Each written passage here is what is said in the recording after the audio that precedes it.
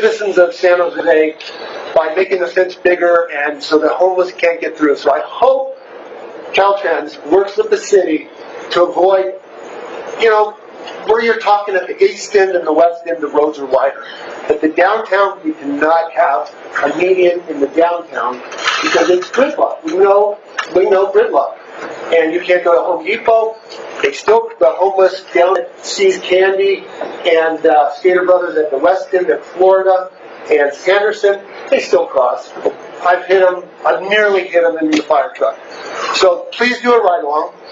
Please do some time in Hemet and know the streets, and don't allow this to happen in the downtown. I believe it's a done deal, but having the traffic go to the smaller streets, you said it's a benefit to Hemet. It's not a benefit to Hemet. It's not a benefit to Hemet.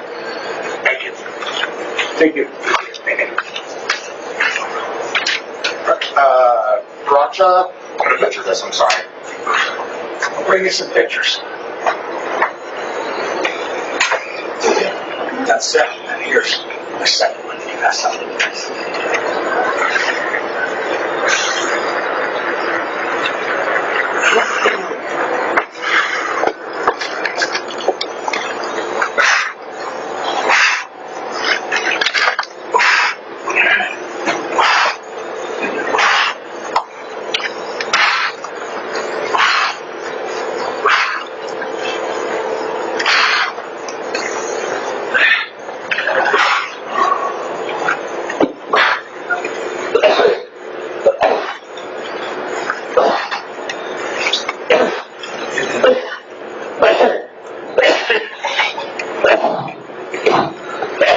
do the best I can.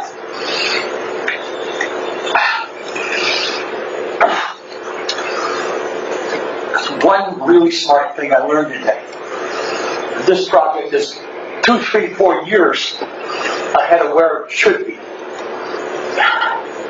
You could take every single exit and make it right turn only and put up a sign that says left turn, $250 fine.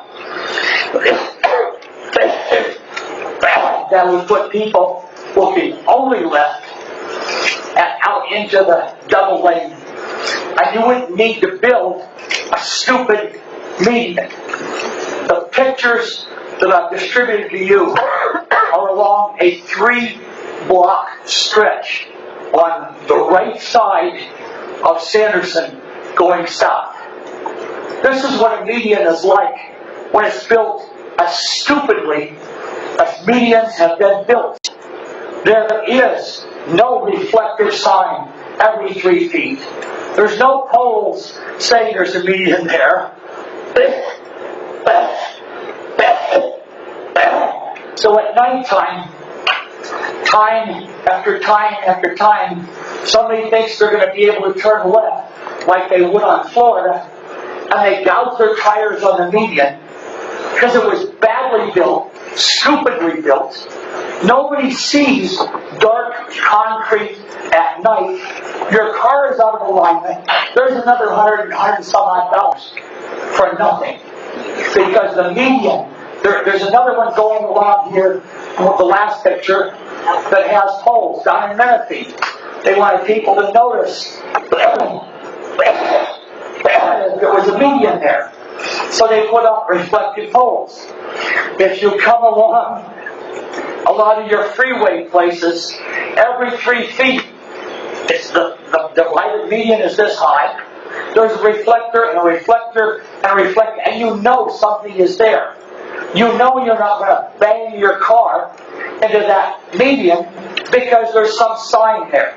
There is no reflective paint on any of the medians. You look down at Dominican Parkway, there's no reflective paint. Not yellow, not white. There's no reflector. There's one reflector as you initially start on. So you never know in the dark, and it gets foggy, you never know whether it's a median or not. So the medians that Caltrans built are basically CRAP, crap. badly designed, badly built, and every single dollar they don't spend for material, they can pay in labor to somebody that needs a job. Gary, I'm talking. You talked, I'm talking. You can get up later. Got it? Jerry Brown stole the gas money a long time ago. Caltrans, all these people sat there to think up projects. Well, they didn't think up, let's put up right-hand turn only signs. No. Let's build medians that no one sees. Okay, well, I'm going on. Okay, he had an hour, and I'm a resident of Hemet. And nobody's here going to arrest me because Dave Brown doesn't even arrest shoplifters. So give me a minute. Okay? I'm not going to be here forever. I'll skip a lot of this crap. I've already done most of the crap. You don't need to have Caltrans build this project. You could take Measure U money and sue them. You could take Measure U money and put up right-hand turn signs and put up a sign of what the fine is for turning left and postpone this irrational, stupid project. All you're going to do is make people run into a median at night, run into a median at daytime because they're not looking. This project, if you put up right-hand turn signals and no left-hand turn signs, and you did that for 2 years, and nothing got better, then you could build a median. This is crooked work.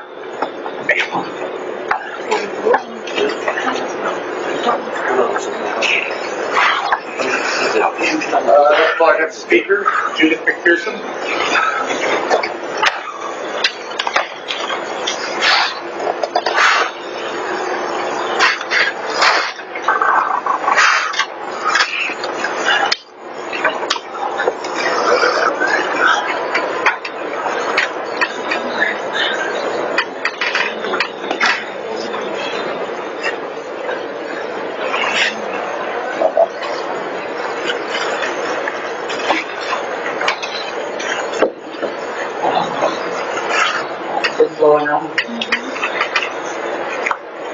Thank you, Traffic Commission and Mr. Ahmad and City staff for allowing the public to attend this meeting and hear the concerns regarding the Caltrans Median project.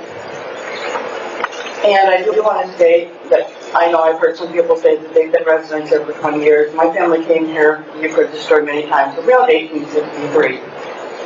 Other parts of the family, 1888, 1900, 1959, 1920 something, on multiple sides of the family. My roots are deep. And today I want to say that I have the highest respect for the academic expertise of the Caltrans officials here today, our city engineers, our city manager, Director of Community Development and Safety Department heads. Because this training can be very, very involved. And I think it's hard to translate some of that to the general public. And we can, I know this from my background as a teacher. It is one thing to understand the science and methodology of mathematical modeling versus anecdotal observation. And I would challenge anyone in this room to stand up if you have some background in the study of inferential statistics. And I see a few over here. And a few from our staff. And to answer some of the concerns, a study, an analytic study, such as a traffic study, with its specifics cannot be conducted without certain assumptions. It is an if-then syllogism that continues on. And it is a hard topic for the general public to understand. Now, if we were not to use that type of an approach for Caltrans, then we get into the idea of descriptive statistics, which is describe everything that goes on 24 hours of the day. Like, I don't know your name, sir, but like the presenter says, SOTA. That means counting every single car, every second of the day, at every location in the city. It is impossible. And we see that leading up to presidential elections. We never know what the vote tally will be until the vote is taken. And so we have polls. And the study of inferential statistics is a very, very detailed, a very complex subject matter. And I've heard some anecdotal data here. I mean, we see this all the time. There are experts in the different areas of government. They present their vision of what a policy should be. For instance, the Affordable Care Act. Is it to stay or is it not? So what happens is one party, as opposed to another, can always find that one person who's going to be damaged by whichever policy is in place. No one, not everyone is not really happy with what happens. With the addition of the media. And I know this got me emotional. Another anecdotal instance that I heard was from, I believe, Miss Bella, is the lineup at In-N-Out. Probably if there were no one waiting to turn left to go into In-N-Out and everyone had to turn left, it might flow it might flow better. Again, and I've had no study in traffic flow analysis, but I do have a background in the inferential statistics.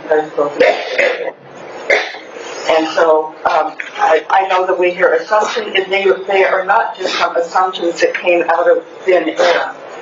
They are assumptions that have been carefully derived from a long and arduous study into inferential statistics and traffic flow and engineering. Thank you. I'd like to ask our Community Development Director, Deanna Iliano, if she has any questions or concerns and how this relates to the general plan and the downtown specific plan.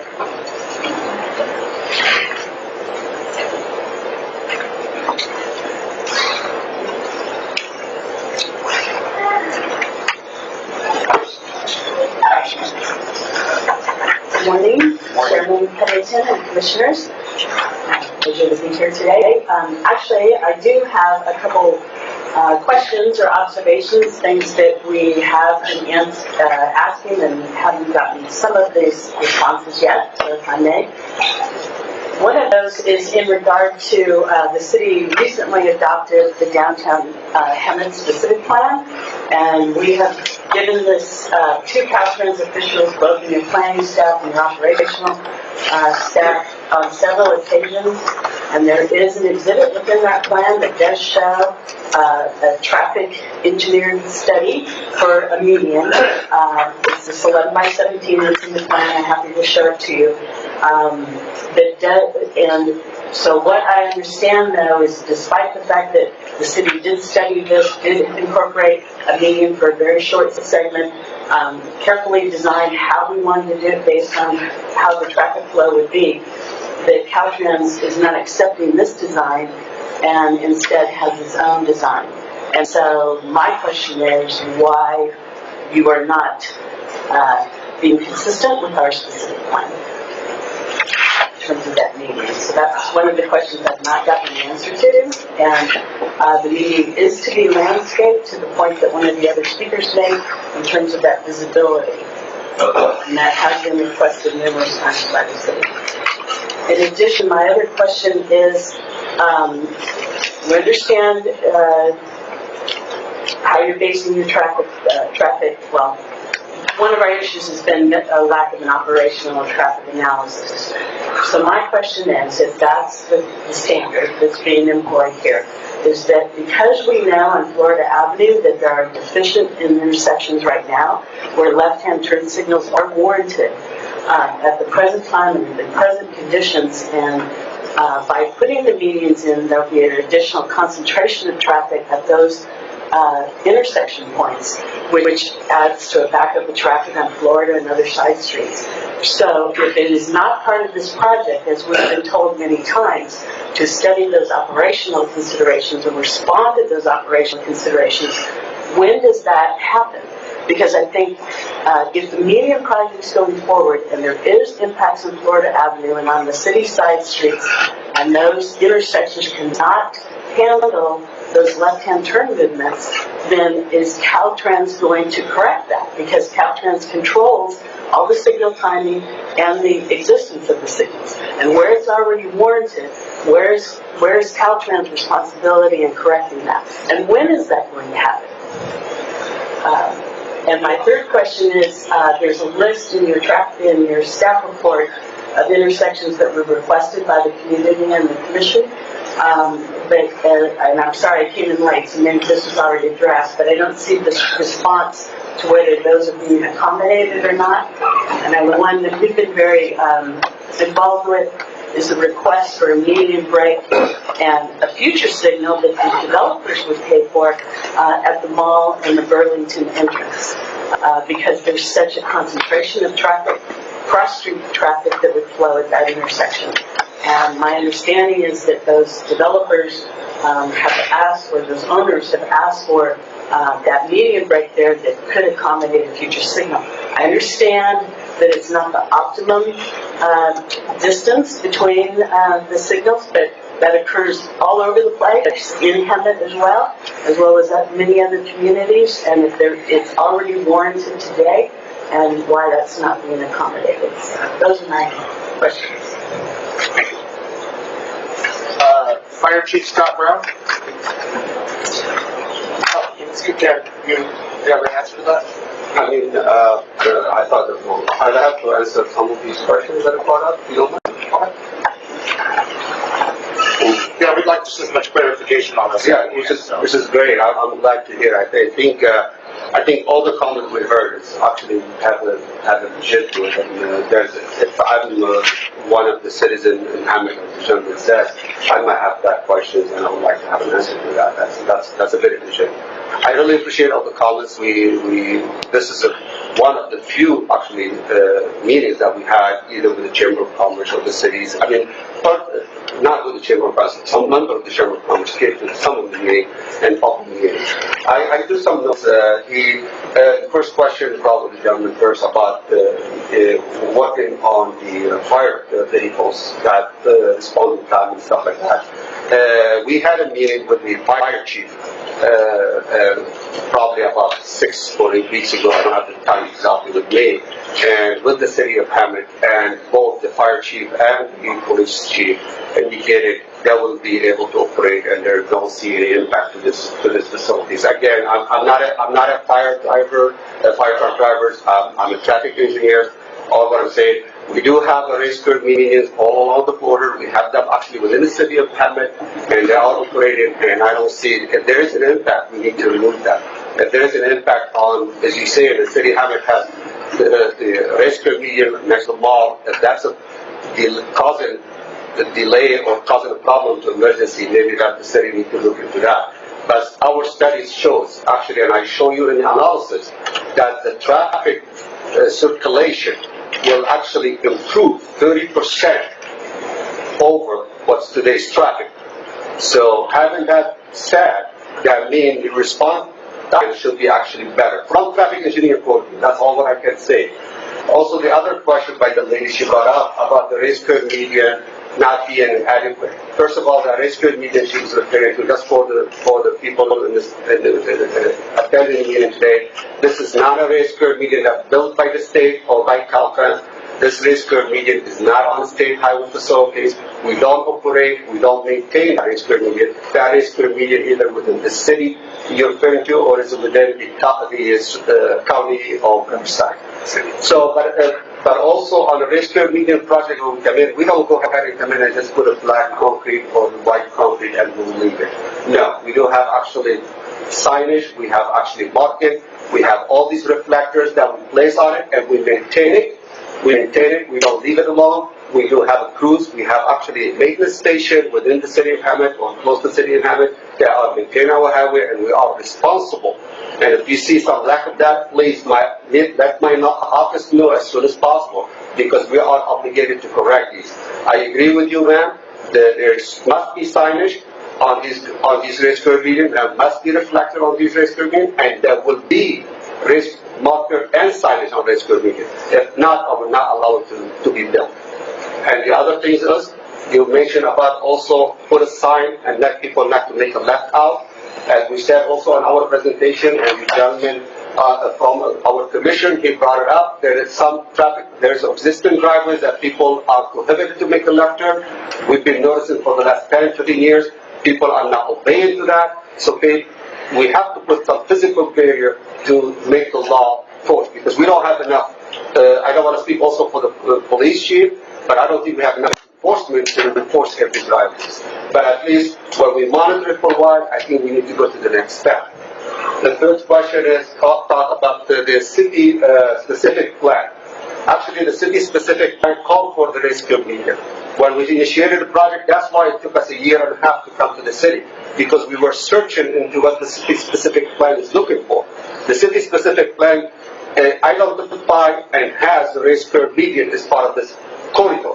And the specific plan actually asks the city to pay for it. Now the state is paying for that. So actually we are in compliance to the city-specific plan. If you look at the general plan of the corridor of 74, it does have that's done by the city of Hemet. That's not done by the state. So we did have this, we did follow the city-specific plan. And also for the landscape part of it, yes, we did not come up initially with the project, we came up with a hardscape, because at that time we were under an order by the governor because of the drought. The city came over and said, we need a landscape. We said, we can't give you a landscape if you can't maintain it, because we under the law, after the director order from our governor, we can't. The city agreed, and actually we just submitted the cooperative agreement between the city and the state to the city to review and the city attorney to look at. So this project, as of now, we are moving with the landscape on this project, unless the city, for some reason, they have other issues with that. For us, we are moving with the landscape project as the city requested. The number 5 was talking about the traffic analysis on the things. The traffic analysis, actually, we did, like I said, we spoke earlier, we said, this type of project, because we're not adding any traffic volume to the system, there's no traffic analysis needed. But we listen to the city and we pick up a block. If we pick up the wrong block, I'm sorry. Maybe if I pick up another block, it would be the same thing. As you said, we cannot pick up the whole corridor. We pick up a block. We spend almost 4 months of engineering, full office engineering time to do this analysis. That requires a lot of money. I know you're saying, oh, my business is going to impact, or my driveway, or my health is going to impact it. We show studies that done by the federal, that the traffic signal, that the registered median has zero impact to the circulation. Actually, it has improved the traffic on the corridor by 30%. You don't believe me? Go ahead and search these documents. We show you that and we share that with you.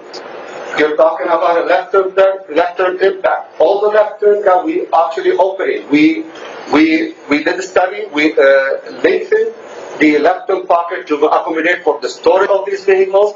There is an existing couple intersection that has a problem. We brought that to the city engineer and we told them we are willing to work with you as soon as you are ready. We're still waiting for the city to tell us what they want to do with this intersection. When the city are willing to do, these are a city problem today. It's not that's not the project is causing this problem. We understand there's a couple intersections, there is a city problem with these intersections. And the state is willing to work. But that kind of funding is operational funding, and it has to be shared cost between the city and the state. We're still waiting for a year and a half from the city to come to us and tell us which intersection and what they want to do. And actually, in every meeting, I repeat it. I personally will be willing to sit down with them and work with them on each intersection they have issues with, so I can respond and get them the funding for it, and it's going to be shared cost. The second question about the timing. Yes, the project will not build without adjusting the timing. All the circulation on the cycle timing on every traffic signal will be modified to accommodate for the additional 4 or 5 vehicles that we added to the U-turn movement. That all will be considered. We're not going to go ahead and build the project and walk away. We're not that type of people. We are mandated. My district director has been in my district for 2.5 years. First thing he has on his agenda is community impact. What are you going to do? What are you going to answer to that? Community engagement. That's his direction. He mentioned that in the city, and he looked at me and he said, community engagement is #1 in my agenda. And that's why we're here today. If you have an issues or intersection, please have your city knows about it. Let the city come and discuss it together. We can go ahead and build together a project for that. We keep mentioning that. So this project has no impact to intersection. The existing intersection already has a problem today, and there's a solution, but it has to need money, and the city has to contribute for that because that's a local circulation. They're talking about the mall traffic signals future. The mall, we didn't contact the mall. We actually, after the meeting that we had with the mayor and a couple staff of the city, we added a left-hand pocket to the mall. And it's already in the plan. And to my last information I have that the mall maybe is already in agreement of what we're proposing. If they want to propose it in the future, that's something is open to discussion. Yes, the spacing is wrong. And there's a study shows why the spacing is wrong. Because if you have spacing less than 1,000 feet, there is a potential of increase of rear end collision because people are seeing one signal and responding to the other traffic signals. So there's engineering study shows. But if the city is willing and we want to move forward with that, I'm not saying we can do it. We can analyze it and see what we can do, and if it's a future project, we will be willing to look into it. We never deny it. We're saying part of this project is not needed because this project is not creating that problem. And unless I missed another point, I think that's all what I have. Thank you. Thank you.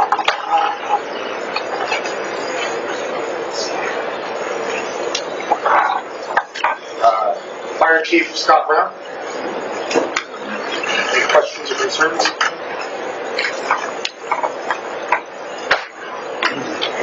Chairman Covington, Mr. City Manager, members of the committee, thank you. I'm Scott Brown. I'm your fire chief of the City of Hemet. I've been involved indirectly over the last several months with meetings and discussions. And first, I want to make it very clear that this isn't personal, and I appreciate and understand the position that the Caltrans executives are under. But I come before this committee and would like to make comments specific to the impacts on public safety. I do have concerns. I've been very involved in up and down the state, my previous agency with Caltrans and other agencies when it comes to response impacts to infrastructure, how that impacts our ability to respond quickly. Seconds count in our business. I think I speak also for the police chief as well. I expressed those concerns at our last meeting that I was present with Mr. City Manager to Caltrans. A couple things. Number one, we have mainly an east-west corridor that we rely very heavily on. Our station placements are critical strategically to get from one part of the city to the other. Right now, we have fairly easy maneuverability to make the proper response adjustments. The vast majority of our stations are on the north side of Florida, or 74 as we refer to. So our concerns have been expressed in terms of the spacing of those gaps, our ability to maneuver, our radiuses, very important, especially with the longer ladder truck that we have, which is, by the way, an important piece of our firefighting arsenal. So that, in conjunction with technology, I made it very clear at the last meeting that we need to have some serious discussions about signal synchronization. Again, to help us with traffic flow, to help us in our ability. We have preemption on both police cars. CW can help me with that, I believe, both on the police units as well as our fire units. Some of those are compatible with some of the intersections we have no control over. Some do, some don't. But I think a robust embracement of technology will help and address those traffic flow issues that are important to us, especially when we're trying to respond to a fire. Case in point, we had a fire on just off occasion on the south side of 74 yesterday. So in that scenario where we have units that are coming from different areas of our city that rely on that east-west corridor, again, get bottled in the traffic area and those types of things, that creates a significant lag in our response time. And again, as I repeated over and over again, time count, seconds count. I'd like to close on this. So this message again with my fire chief, indulging Mr. City Manager as your fire chief, to your executive team at Caltrans, the leadership at Caltrans, and to the governor of the state of California. You're dealing with the city of Hemet. Our city is very proud, our city is very caring, our city is very engaged. And that's something that's very, very important that for some reason doesn't seem to get through, not only with other agencies that we deal with, but across the board. We're a city that is to be reckoned with. We have a plan, we're working very hard to make our city better and even better. So I think what you're hearing is not a discord, but passion. I think what you're hearing is a commitment, and it's evident with the residents that are here today, of just how deeply that all of us care about how our city is evolving. So I think if somehow you can tuck that away, I know you're working very hard to try to accommodate all the powers to be, but I think that's the essence. And I hope Chairman Covington and I didn't speak out of line. I just felt that should come from the heart and share that. Appreciate it. Thank you. Thank you. Sure. All right, at this time I have two letters. All right. Chief Brown, thank you very much, and actually nice seeing you again. I don't recall that said the meeting we had 7 weeks ago in the city hall.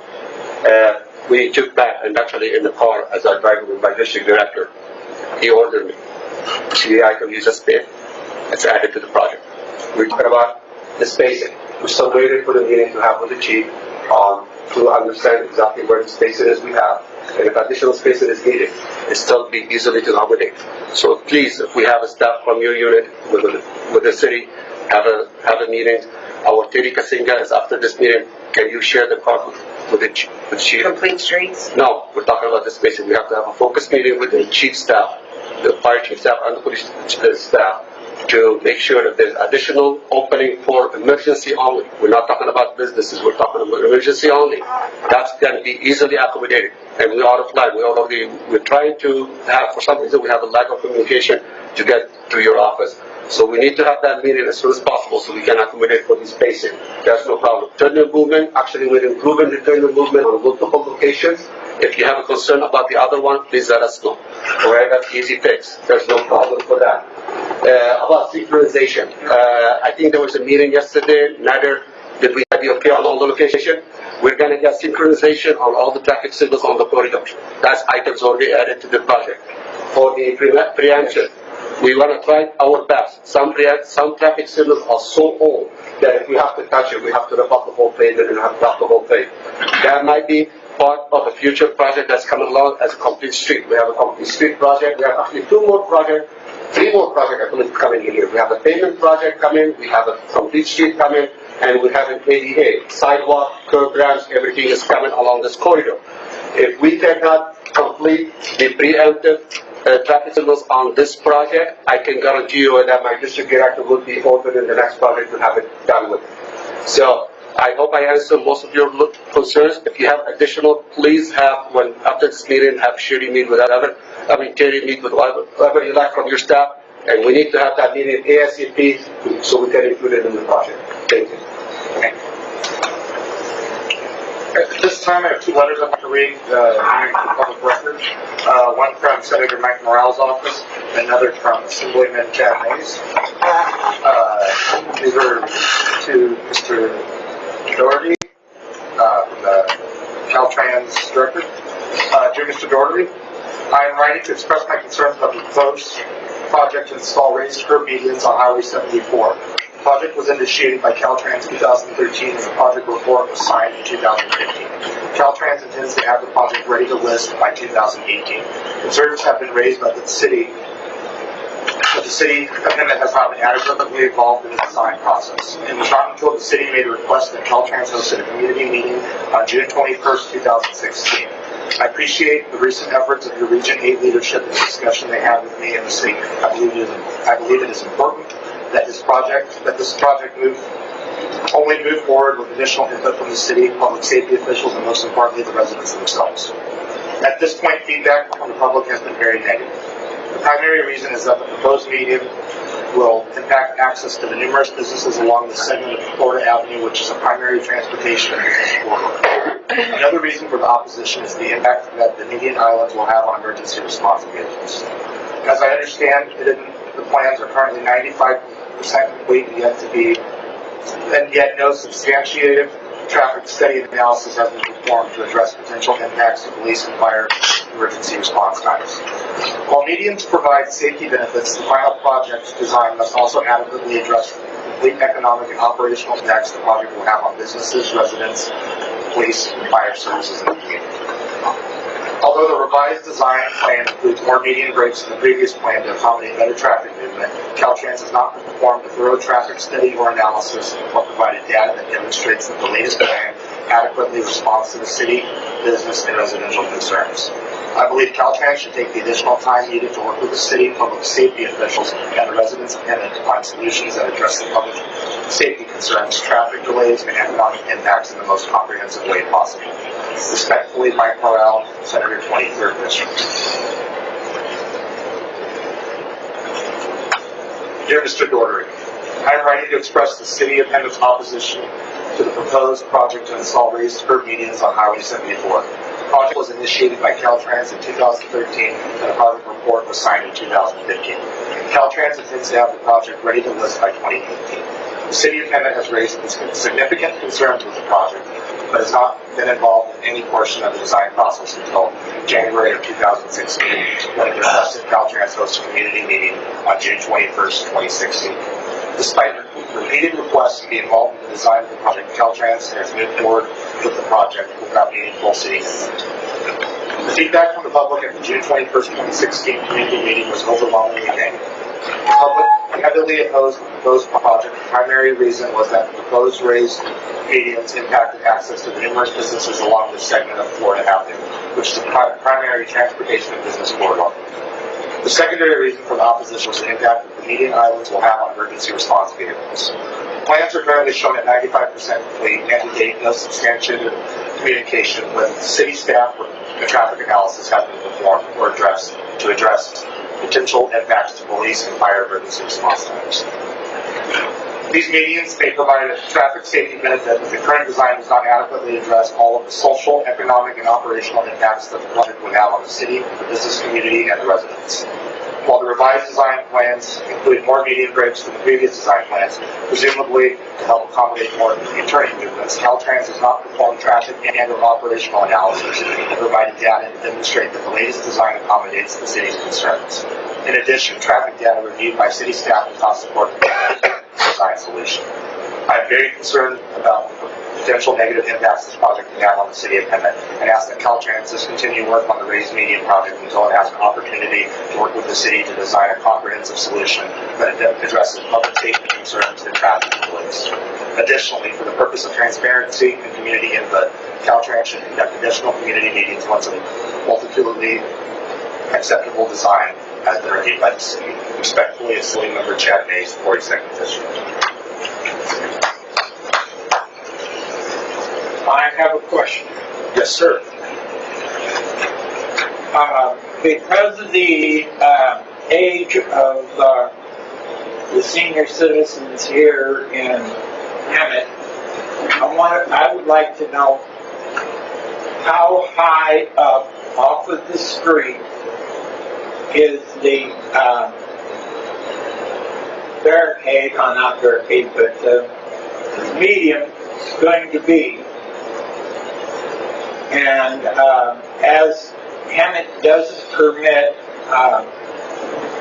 speed bumps, whether or not this medium that they're going to be putting there is going to be resulting in a speed bump at night for senior citizens that can't see it, or what? I'd like to know what the height of the medium is going to be, and how is it going to be lit at night. Caltrans did indicate there would be reflectors on the project. The height is 4 inches. 4 inches. 4 inches. Yes. That's a speed bump in Hemet. That's a 4 inches in a median. That's a speed bump in Hemet. And Isn't that the same height of the median on Sanderson? 4 inches? yeah, but we don't have senior citizens driving down that particular area late at night. You can go out here at midnight and find senior citizens doing nothing but driving up and down Florida. At this time, I'd like to ask City Manager Meyerhoff to speak. Thank you, Chairman. Good morning, Commissioners, staff, and audience members. I want you to know that our staff is working. Can you hear me now? Can you hear me? Is that better? Oh, thank you. So our staff has worked diligently with Caltrans and the public since we became aware of this project in January 16th. As a matter of fact, our city engineer was invited to be on the Caltrans project design team and has attended those meetings on about a monthly basis. We've had a number of community meetings on this topic. I think we've had 4 to date. We've even had a meeting with members of the business community. So it's not for lack of interest on the staff's part or a lack of trying. We've had multiple letters reviewing plans, suggesting comments, providing city standards. We've had multiple meetings. The mayor and former mayor have been to Caltrans offices a number of times. We've met directly in one-on-one meetings with the district director, Mr. Belinsky, and we have conveyed our significant concerns about this project and the fact that we think that we all agree on the end point, that we want safe roads. We want to reduce collisions, accidents, fatalities, injuries. We all share that goal. It's probably why you're members of this commission. So we have a shared vision of an end state where we want to be. But I have to share with you, it's been frustrating. We've asked for data, we've asked for considerations, we've involved the business community. One of the statistics that we went over today, I think, resonates with our community. And the data that Caltrans provided from Florida says that 27% of the businesses reported a negative impact as a result of the median project. And that's not something that we can take. The city is working hard on economic development. We're working diligently to create an expansive business environment so that everyone can be successful, so that businesses can come to the city and thrive, and that we can grow our existing business community. 2016 was a bellwether year for economic development in the city, and that we were able to fill a number of long-standing vacancies. And my concern as your city manager is that should we limit traffic movement, it may impact additional facilities or businesses on the corridor. So I'll say that I think that this, even though our staff has been very engaged with Caltrans from the outset, I think we've missed the opportunity, or it's been a missed opportunity, a frustrating missed opportunity, because we have provided the same comments over and over again. Your staff report, I think, indicates 17 or 18 intersections that we learned about during our community meetings last year, and I guarantee you the community shares those concerns. Now, to the staff's credit, we were able, with the intercession of an elected official from Sacramento, able to get them to reconsider one intersection at the mall. Initially, we had talked about a signal there. That intersection meets warrants for a signal. However, because there was a spacing issue, one of the earliest plans that we had seen showed that intersection being closed. And you're aware that it's a very common traffic pattern for people driving north or south from one property to the other, from the mall south, or from the south property down to the mall.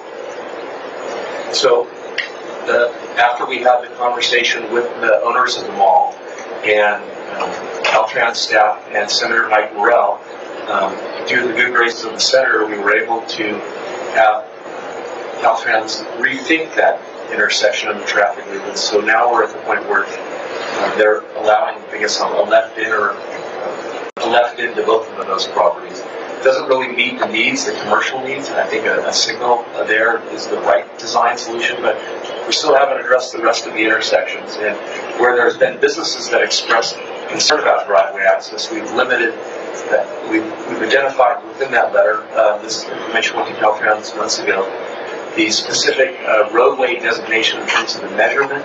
That's kind of the language that the state agency speaks in terms of the specific location of that intersection. And then the business or adjacent business to that driveway that it has voiced concern about. We're going to continue to push for better access. We want to move forward with the pedestrian improvements. One of the big issues that I don't think this project adequately addresses is that we have had a number of bicycle accidents and pedestrian accidents on this corridor, but we're not really doing anything to address pedestrian connectivity or bicycle connectivity. Some of the stretches of this section of State Route 74 have intersection spacing of over 1,200 feet, which is about a quarter mile. And we know the habits of pedestrians. They do not want to walk that quarter mile. So if we know where they're being injured, we should create lit, night-guided, pedestrian-activated crosswalks so that people can get across safely. We do appreciate the work that we've seen recently by the agency on State Route 74, adjacent to the park to our immediate west. I know you rethought that pedestrian crosswalk, and there's better painting and markings and signage. We appreciate that work. That may just save lives someday. But we need to think about, so to everyone's credit, this may be the first time we've actually thought about Florida Avenue comprehensively. It's about a 120-year-old road. We know it's an old cattle road, and then it became a farm road and a walking road, and then a paved road. So, to everyone's credit, and I know we've worked on this for, like I said, for about a year and a half. This is probably the first time we've looked at the corridor comprehensively. So I'd like to commend our staff and Caltrans for that one. But we have more work to do. And I will leave it at that. We have more work to do. It is our plan to have one more community meeting in the next month or so. The request of the senator, and we hope that you're all able to attend that. We don't have a date yet. But as soon as we get a date that's firm, we will invite you all to attend. Thank you for having this meeting this morning. Thank you for the opportunity to address this board. All right. At that time, I'd like